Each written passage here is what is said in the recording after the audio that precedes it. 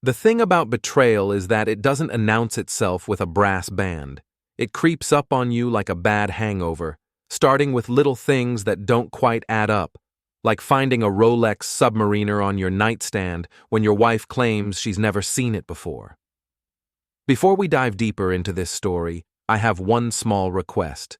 Please subscribe, drop a like, comment, and hit that hype button to boost this channel so more people can discover these incredible Reddit stories.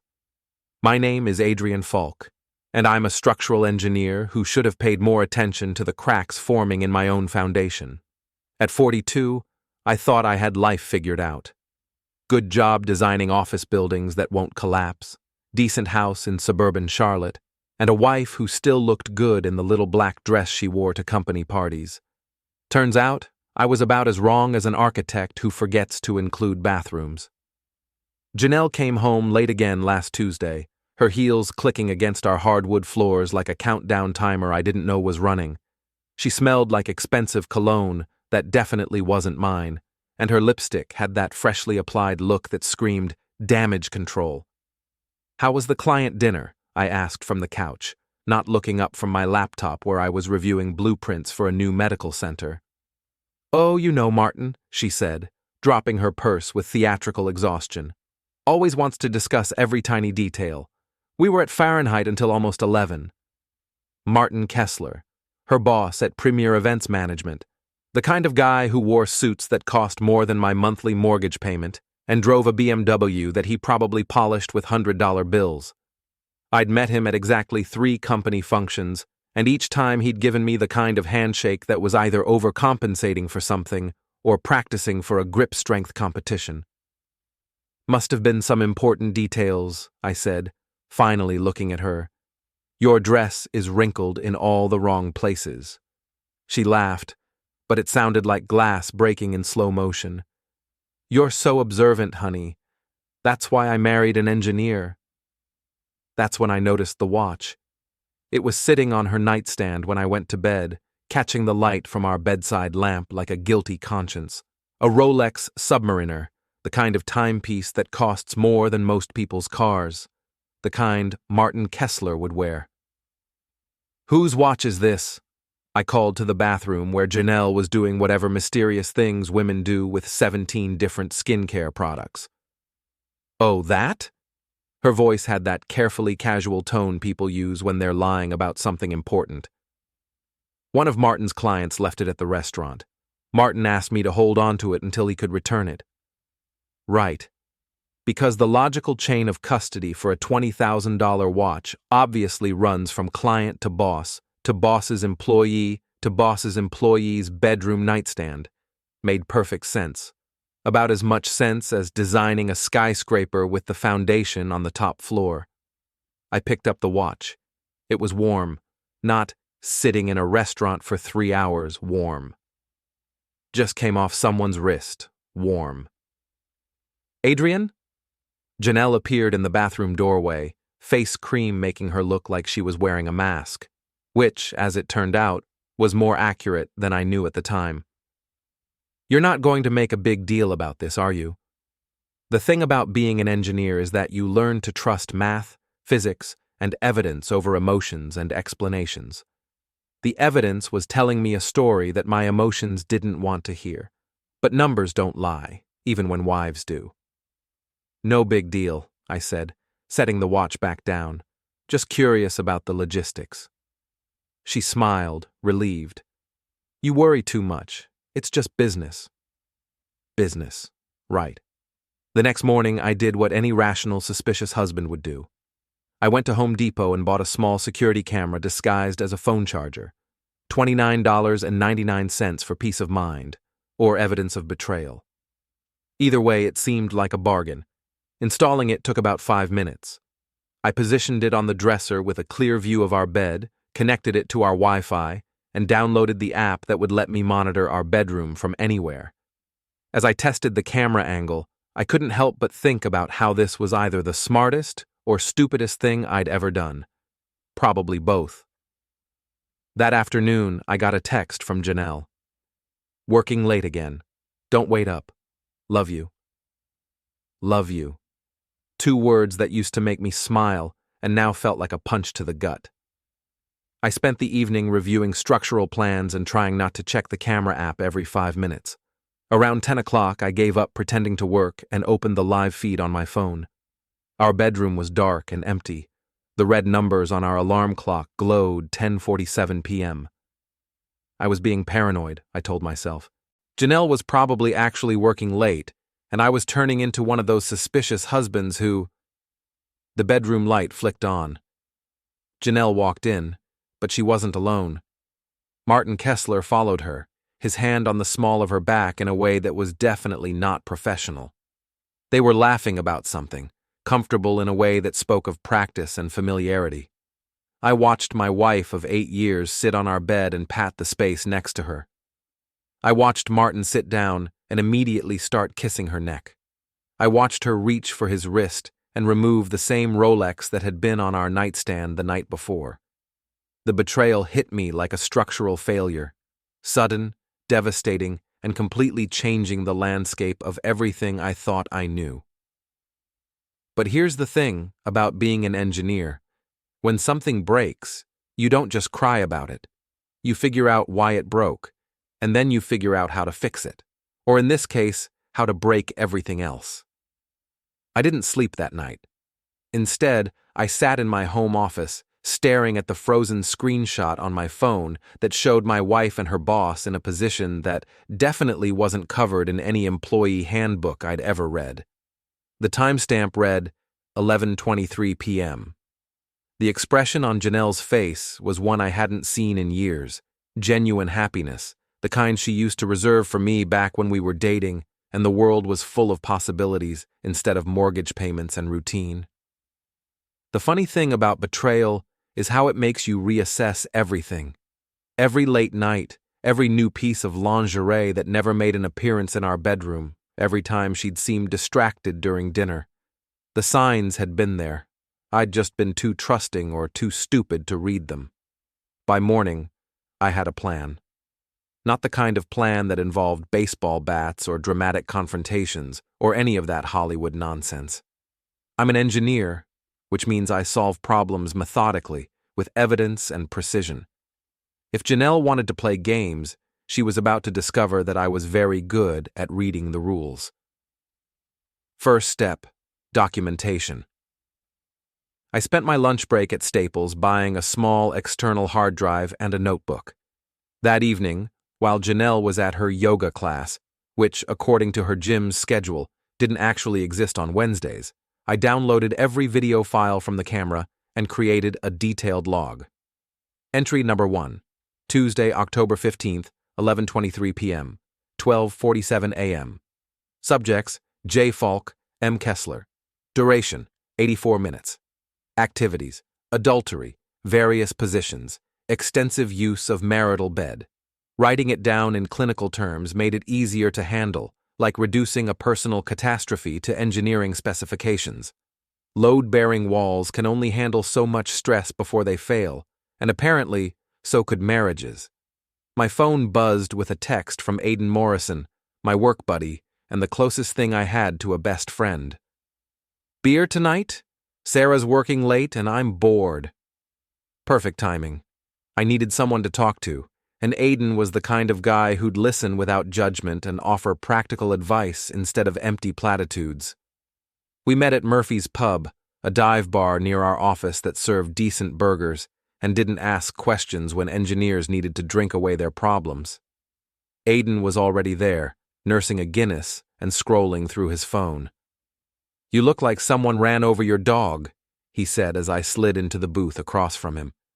"Worse, someone's been running over my wife." I signaled the waitress for a beer. "Metaphorically speaking," Aidan's eyebrows shot up. "Janelle? Are you serious?" I pulled out my phone and showed him the screenshot.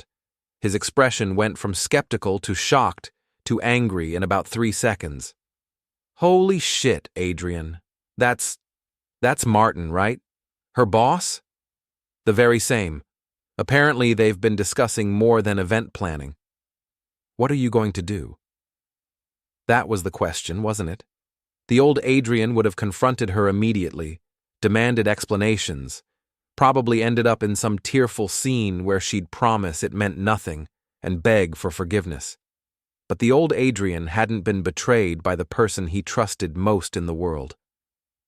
"I'm going to destroy them," I said calmly, taking a long drink of my beer. "Both of them. Systematically, thoroughly, and completely legally." Aiden stared at me. "That doesn't sound like you." The old me trusted people. The new me trusts evidence. I opened my notebook and showed him my documentation. "Martin's married, right? To that blonde woman from the Christmas party?" "Lisa, yeah. She's actually pretty cool. Works in marketing for some pharmaceutical company." Aiden paused. "You're not thinking of—" "Oh, I'm absolutely thinking of it.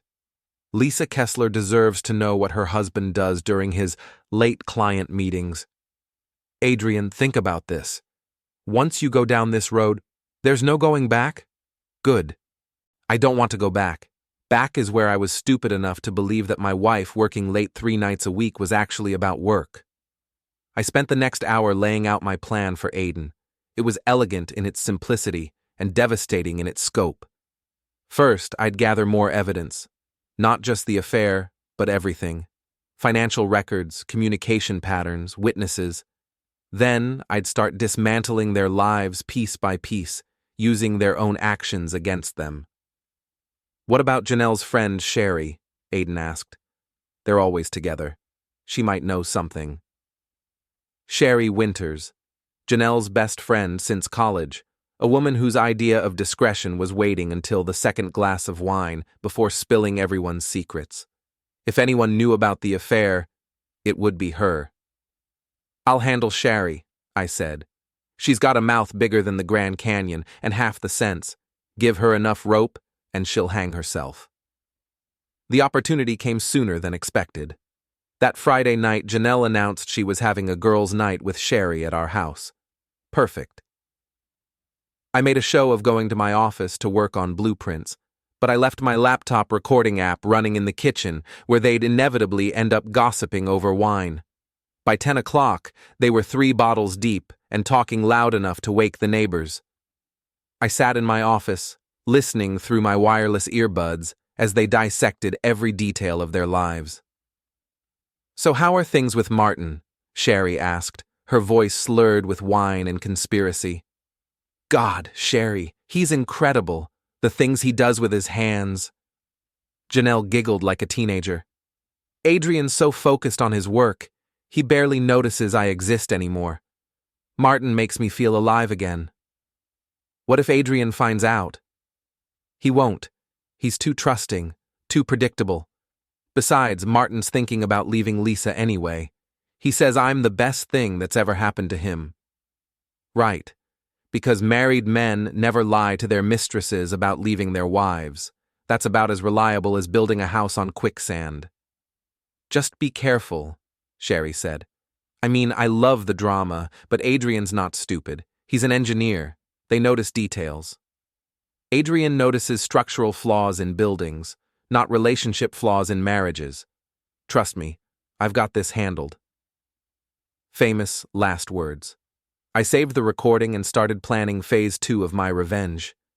Janelle thought she had everything handled.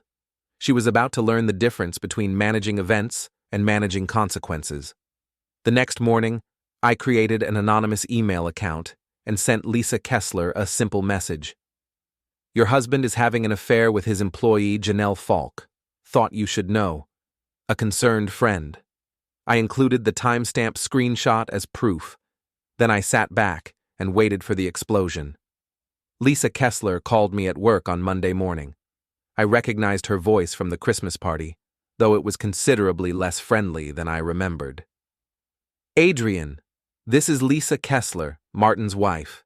We need to talk." "About what?" I kept my voice neutral, professional, an engineer discussing technical specifications.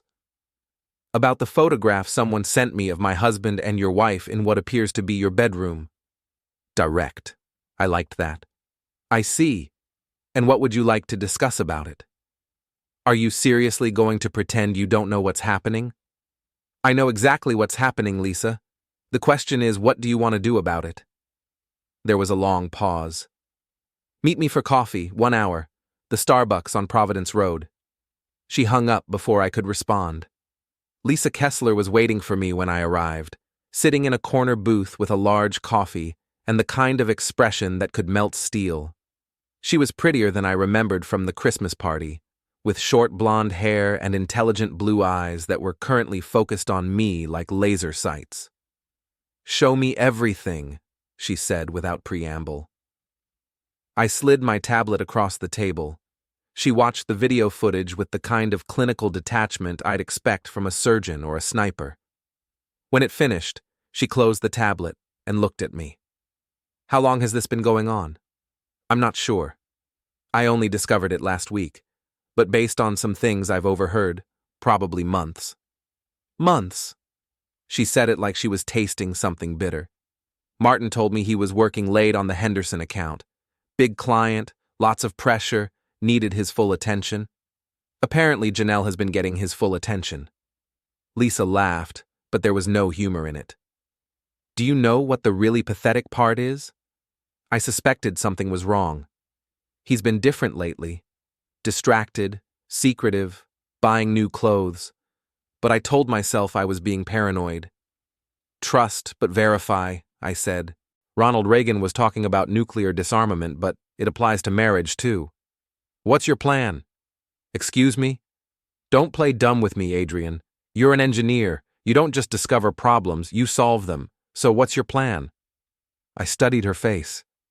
Lisa Kessler was angry, but it was the cold, calculating kind of anger that gets things done. The kind of anger that could be very useful to someone planning a comprehensive revenge campaign. "I want to destroy them both," I said quietly. "Professionally, socially, financially. I want them to lose everything that matters to them, the same way they destroyed everything that mattered to me." "Good," she said. "I'm in." We spent the next 2 hours planning their downfall like we were coordinating a military campaign. Lisa knew Martin's weaknesses, his professional vulnerabilities, his social connections. I had evidence and technical skills. Together, we were a formidable team. "Martin's up for partner at his firm," Lisa told me. "The decision gets made next month. Any hint of scandal and he's done. They're very conservative about that kind of thing." "What about Janelle's company?" "Premier Events Management has a strict no fraternization policy. If HR finds out about this, they'll both be fired. Then we make sure HR finds out." Lisa smiled for the first time since we'd sat down. "I like the way you think." Phase 1 was simple: documentation and distribution. I spent that evening creating a comprehensive file of evidence: video footage, photographs, audio recordings, timeline analysis. Everything organized and cross-referenced like an engineering report. Phase 2 was more creative. Lisa had access to Martin's computer and phone. She installed monitoring software that would track his communications and location. If they were meeting somewhere besides my house, we'd know about it. Phase 3 was the nuclear option: simultaneous exposure to their employers, their social circle, and their families. Maximum damage, minimum warning. But first, we needed more ammunition. The opportunity came Thursday night. Janelle announced another late client meeting with Martin. This time, I was ready. I'd installed additional cameras in our living room and kitchen, all connected to cloud storage that Janelle couldn't access or delete. They arrived at our house around 8 p.m., laughing and touching each other like teenagers. I watched from my office as they opened a bottle of my wine, a Cabernet Sauvignon I'd been saving for our anniversary, and settled onto my couch. "Adrian's working late again," Janelle said, curling up against Martin's side. "Sometimes I think he loves those buildings more than he loves me." "His loss," Martin replied, kissing her neck.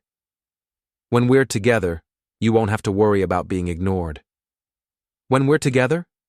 "Martin, you keep saying that, but—" "I'm leaving Lisa. After I make partner, I'll have enough financial security to handle the divorce. We can be together openly." Lies upon lies upon lies. Lisa had already told me that Martin had no intention of leaving her. He'd been planning to buy her a new car for Christmas, hardly the action of a man preparing for divorce. I recorded everything, saved everything, documented everything.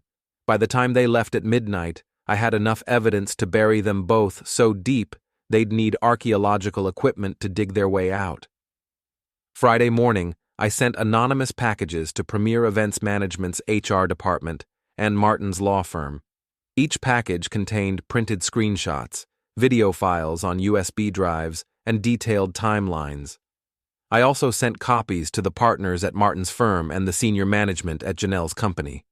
Then I sat back and waited for the fireworks. The explosion started around 10 a.m.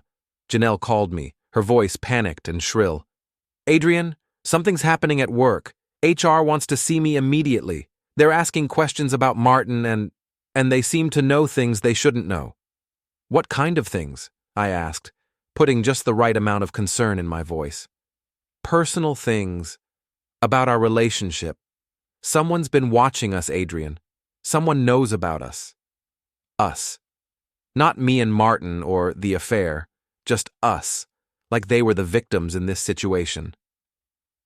"I'm sure it's just a misunderstanding," I said. "Maybe someone saw you two having a business dinner and misinterpreted it." "No, Adrian, you don't understand. They have photographs, video. They know everything." "Everything about what, Janelle?" Silence. Long, guilty silence. "I'll call you back," she finally said, and hung up. 20 minutes later, Lisa texted me. "Martin just got suspended pending investigation. He's freaking out." Perfect. The dominoes were falling exactly as planned. But I wasn't done, not even close. The beauty of systematic revenge is that once you set the wheels in motion, momentum takes care of the rest. By Friday afternoon, both Janelle and Martin were suspended from their jobs pending internal investigations. By Monday, the gossip had spread through their professional networks like wildfire through dry timber. Janelle came home that evening looking like she'd been hit by a truck. Her usually perfect makeup was smeared, her designer dress wrinkled, and her hands were shaking as she poured herself a large glass of wine. "We need to talk," she said. "About what?" I looked up from my laptop where I was pretending to review building specifications while actually monitoring the security cameras I'd installed throughout our house. "About us, about our marriage, about mistakes I might have made." Mistakes. Like adultery was equivalent to forgetting to take out the trash or leaving dirty dishes in the sink. "What kind of mistakes?" I kept my voice level, curious rather than accusatory.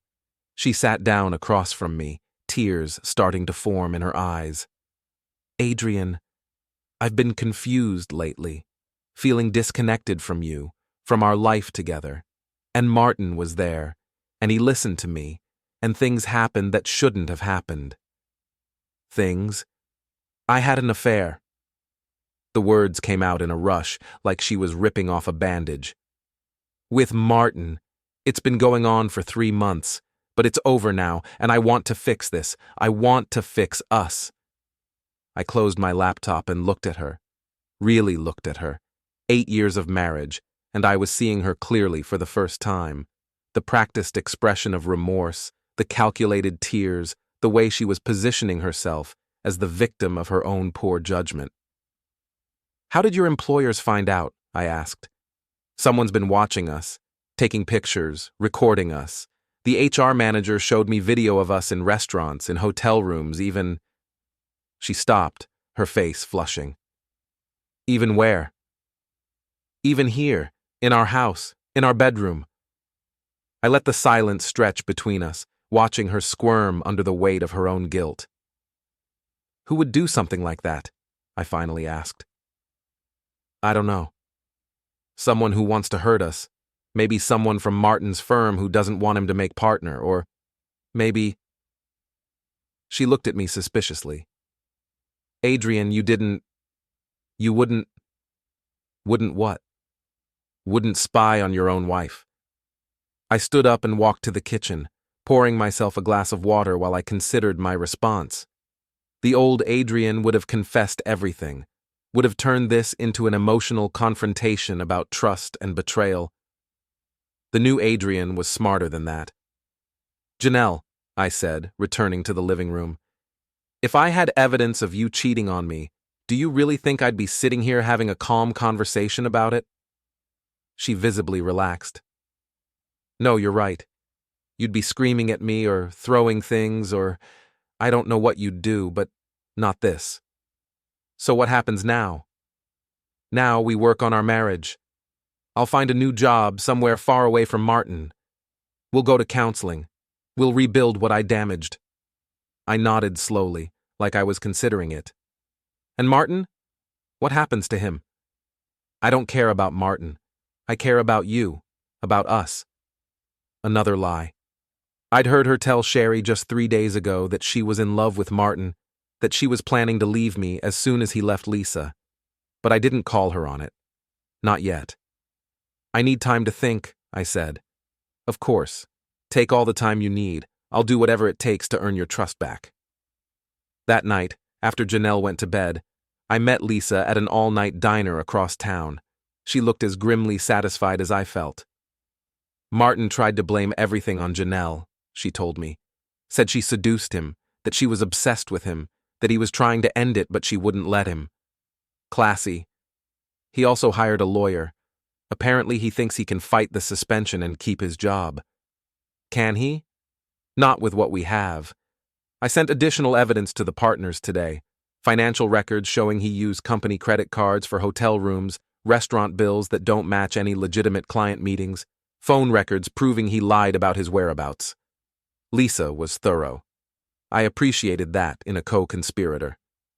"What about the divorce?" I asked. "Filed this morning. I'm asking for everything: the house, his retirement accounts, alimony, the works. My lawyer says adultery gives me significant leverage in North Carolina." "And Janelle? What about her?" "She asked me to forgive her, wants to work on our marriage." Lisa laughed bitterly. "Let me guess. She's suddenly realized what a mistake she made, and Martin means nothing to her now." "Something like that." "Are you buying it?" "Not for a second. But I'm going to let her think I am, at least for a while.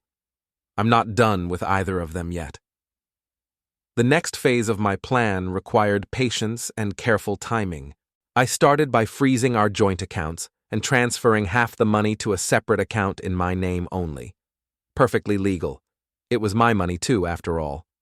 I also changed the passwords on all our shared credit cards and removed Janelle as an authorized user. Then I called a divorce lawyer. Margaret Chen was a partner at one of Charlotte's most prestigious family law firms, with a reputation for being both brilliant and ruthless. She listened to my story without interruption, occasionally taking notes on a legal pad. "You have excellent documentation," she said when I finished. "The video evidence alone would be enough to establish adultery, but the financial records and witness statements make your case bulletproof. What kind of settlement can I expect?" "In North Carolina, adultery affects both property division and alimony.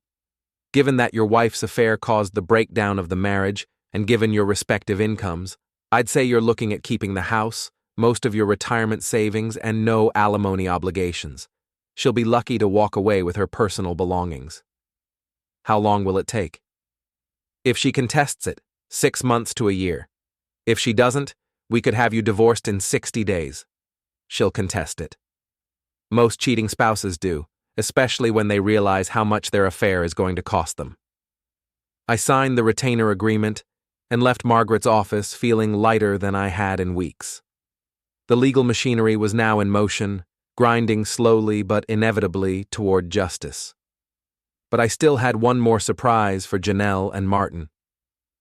That weekend was the annual Autumn Charity Gala, Charlotte's biggest social event of the year. Martin and Lisa had tickets, as did Janelle and I. Under normal circumstances, we'd all be there pretending to care about whatever cause was being celebrated this year while networking and showing off expensive clothes. This year was going to be different. I spent Saturday afternoon preparing my final move. Using the evidence I'd gathered and Lisa's inside knowledge of Martin's schedule, I created a comprehensive presentation, a PowerPoint slideshow that detailed the entire affair with timestamps, photographs, and financial records. Everything documented and cross-referenced like the engineering reports I created for work. The gala was held at the Ritz-Carlton. 500 of Charlotte's most prominent citizens gathered in the ballroom to eat overpriced chicken and bid on silent auction items they didn't need. Janelle wore a black evening gown that probably cost more than most people's monthly rent, and she looked beautiful in the way that sharp objects are beautiful, elegant, and dangerous. "You look handsome tonight," she said as we walked into the hotel. "I've missed this. Us, together, like we used to be." I replied, scanning the crowd for Lisa and Martin. I spotted them near the bar. Martin was wearing a tuxedo that fit him like it was made by angels, and Lisa was stunning in a red dress that probably cost more than my car. They were standing close together, but I could see the tension between them, the careful distance, the forced smiles, the way they avoided looking directly at each other. "There's Martin," Janelle said, her voice carefully neutral. "Should we say hello?" "Why not?" We walked over to them, and I watched Janelle's face as she saw Martin for the first time since their world had exploded. Her expression was carefully controlled, but I caught the flash of longing in her eyes, the way her breathing changed when she looked at him. "Adrian, Janelle," Lisa said smoothly. "How nice to see you both." "Lisa, you look incredible," Janelle replied. "That dress is stunning."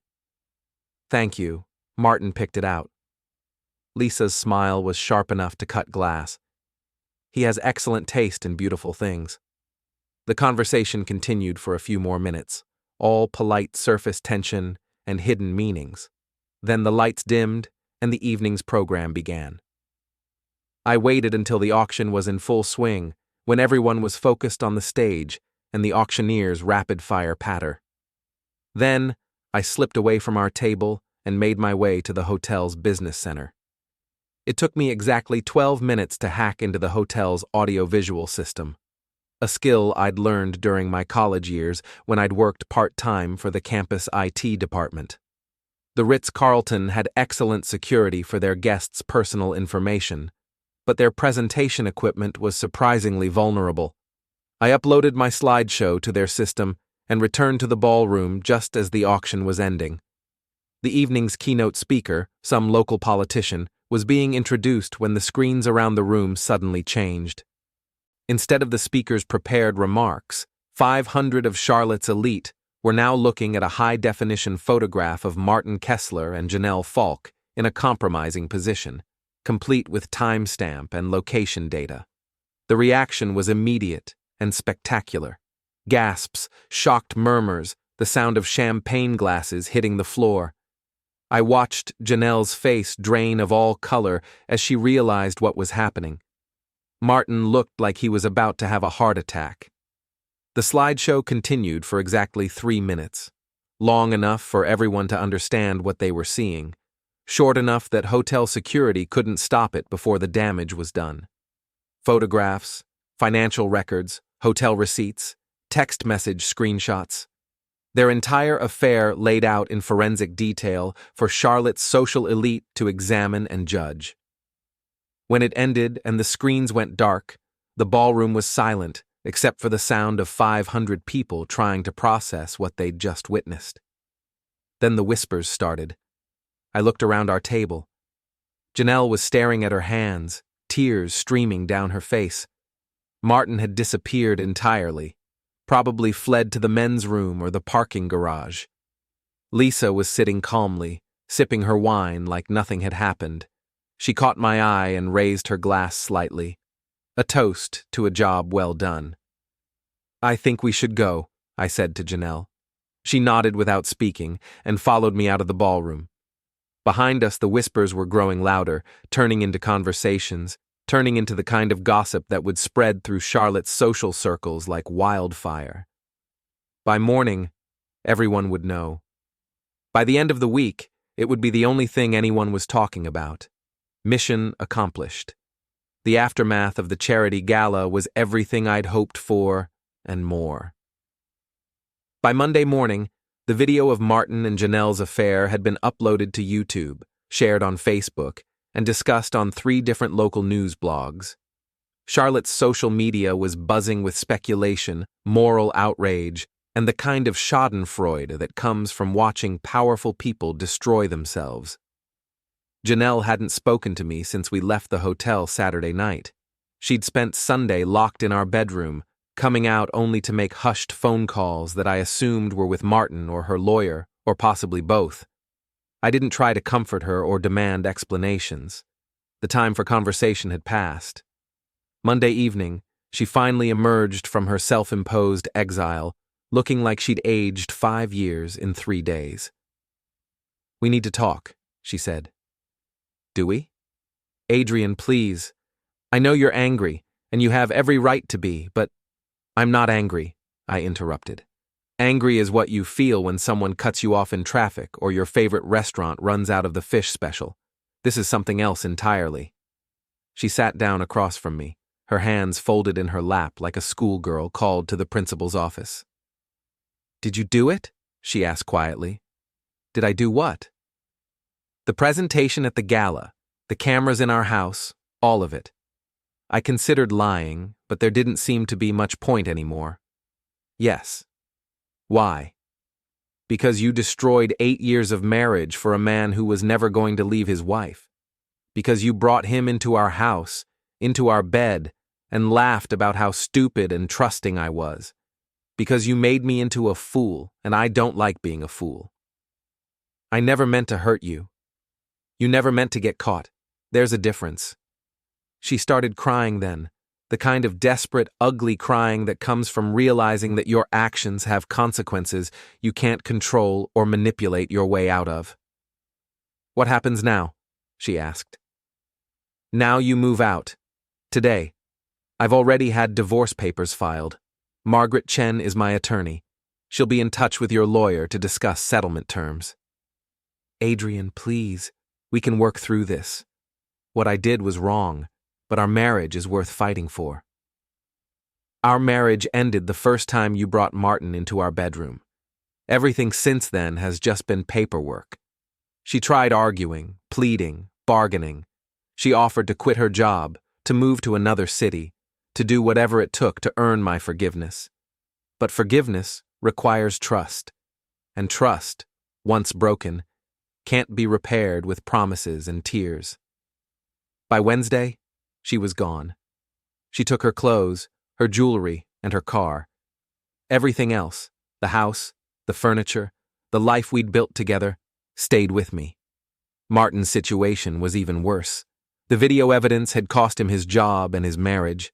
Lisa's divorce attorney was particularly ruthless, using the affair to claim not just half of Martin's assets, but also substantial alimony payments that would keep him financially crippled for years. But I still wasn't satisfied. Professional and personal destruction was a good start, but I wanted something more personal. Something that would make Martin understand exactly what he'd taken from me. The opportunity came 2 weeks later. Martin had moved into a cheap apartment across town, the kind of place where the rent is paid weekly and the neighbors mind their own business. I knew this because I'd been having him followed by a private investigator, another expense that was worth every penny. Saturday morning, I drove to his apartment complex with a small gift. I found his car in the parking lot, a 10-year-old Honda Civic that was a significant step down from the BMW he'd been driving before his world collapsed. The BMW had been repossessed when he couldn't make the payments after losing his job. I left my gift on his windshield, a framed photograph of him and Janelle from the charity gala presentation, with a note attached. "Thought you might want a souvenir of the best night of your life. AF." Then I waited.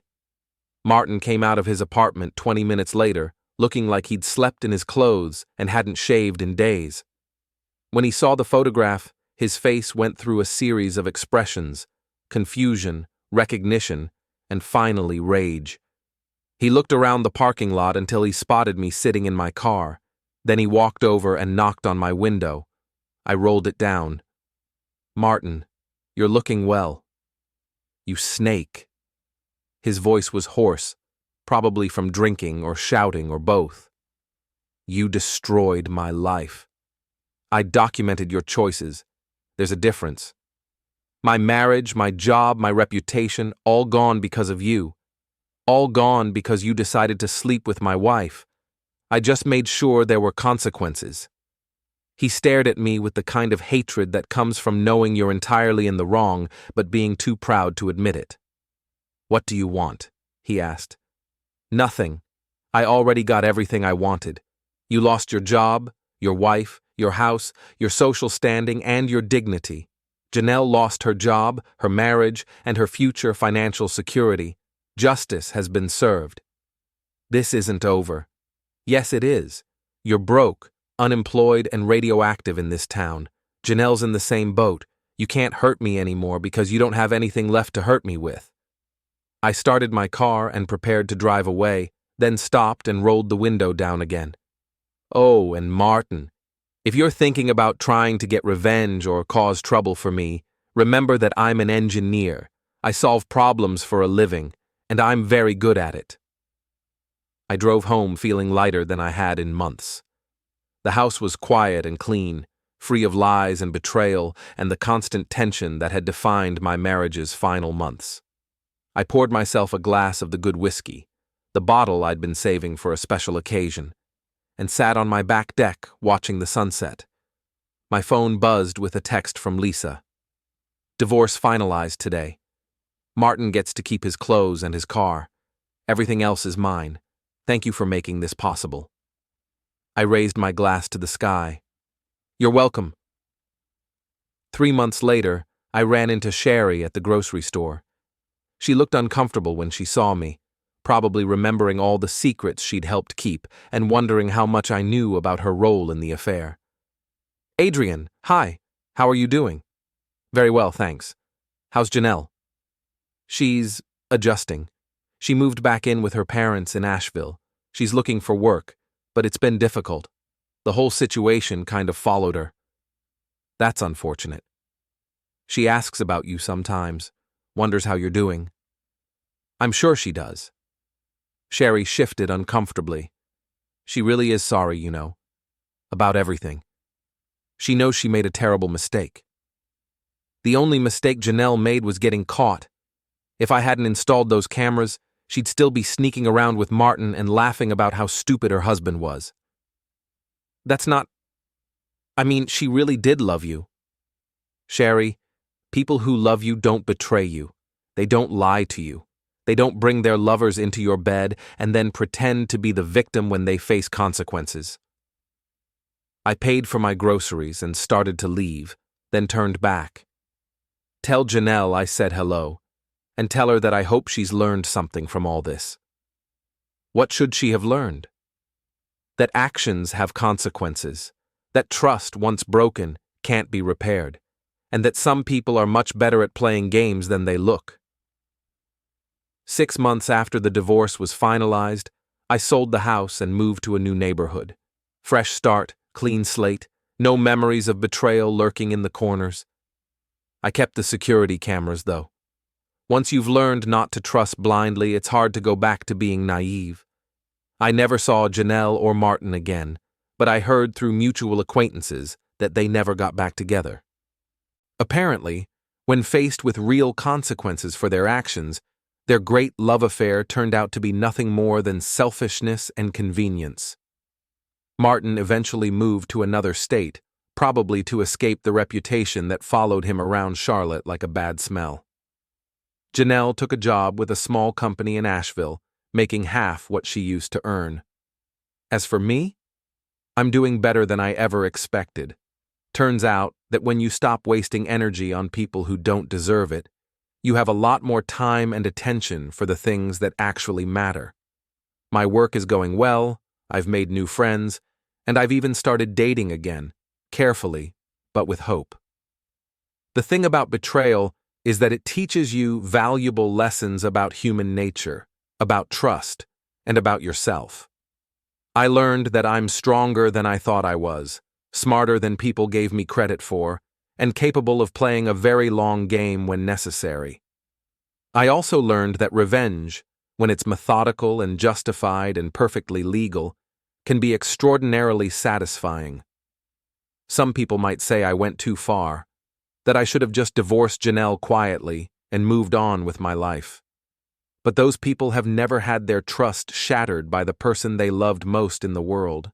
They've never had to watch video footage of their spouse betraying them in their own bed.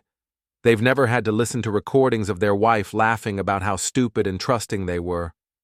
I didn't just want a divorce, I wanted justice, and I got it.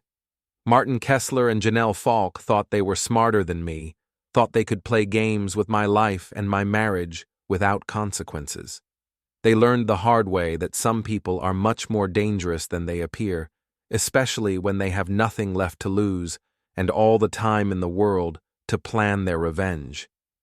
The old Adrian would have been crushed by their betrayal, would have spent years in therapy trying to understand what he did wrong and how he could have prevented it. The new Adrian understood that some people are simply selfish and destructive, and the best thing you can do is remove them from your life as completely and permanently as possible. I regret nothing. Not the surveillance, not the public humiliation, not the systematic destruction of their lives and careers. They made their choices, and I made sure they lived with the consequences. And if that makes me the villain in their story, I can live with that. After all, they were the villains in mine first.